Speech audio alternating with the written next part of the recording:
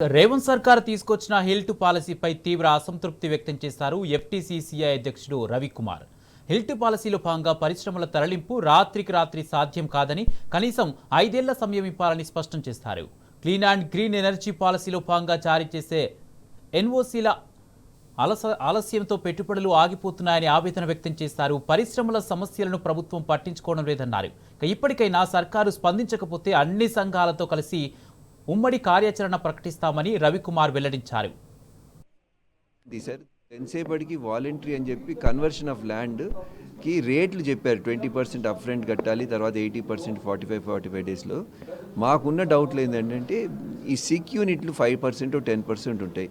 వాళ్ళు కన్వర్ట్ చేసుకుంటారు, చేసిన తర్వాత అది కమర్షియల్ అయిపోతుంది. అయిపోయిన తర్వాత ఎగ్జిస్టింగ్ ఇండస్ట్రీస్ ఏవైతే ఉన్నాయో రెసిడెన్షియల్ కమర్షియల్ జోన్లో ఇండస్ట్రీస్ ఉండడం సాధ్యం కాదు. ఎక్కడ పోయినా కూడా ఈ ప్రాబ్లం ఉంటుంది, అది సాధ్యం కాదు.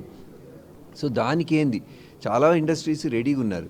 సో ఎక్కడికి షిఫ్ట్ కావాలి, ఈకో సిస్టమ్ ఎక్కడ ఉంది ఏంటి, అది ముందర గవర్నమెంట్ కాంప్రహెన్సివ్ పాలసీ ఫామ్ చేసి అసలు ముందర షిఫ్టింగ్ ఇంట్రెస్ట్ చూపెట్టి దాంట్లో ఉన్న బెనిఫిట్స్ చూపెట్టారనుకుంటే ఆటోమేటిక్ ఇండస్ట్రీస్ కూడా షిఫ్ట్ అవుతాయి. ఇదంతా వీళ్ళు 6 monthsలో అయిపోవాలని చెప్తున్నారు, దాని సన్సెట్ క్లాస్ పెట్టి.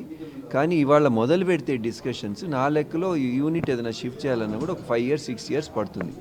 మేము గత 20-25 years నుంచి ఇక్కడ ఎస్టాబ్లిష్ చేసుకుని ఒక ఇండస్ట్రీ పెట్టిన తర్వాత దీనికి ఫ్రూట్స్ ఎప్పుడైతే మాకు రావడం మొదలుపెట్టినా, when we started reaping fruits, మళ్ళీ ఫ్రెష్గా ఇండస్ట్రీ పెట్టాలంటే ఇవన్నీ కష్టమైన సిచ్యువేషను.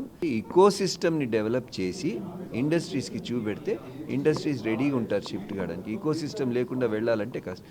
ఎందుకంటే ఎంప్లాయీస్ కూడా ఇక్కడి నుంచి తీసుకెళ్ళాలంటే కూడా 2 hours ట్రావెల్ చేయాలంటే కష్టం. రెండోది మెటీరియల్ కొనాలన్నా కూడా కష్టం అవుతుంటుంది. ప్రతిదీనికి మళ్ళీ సిటీకి రావాల్సి వస్తుంది. సో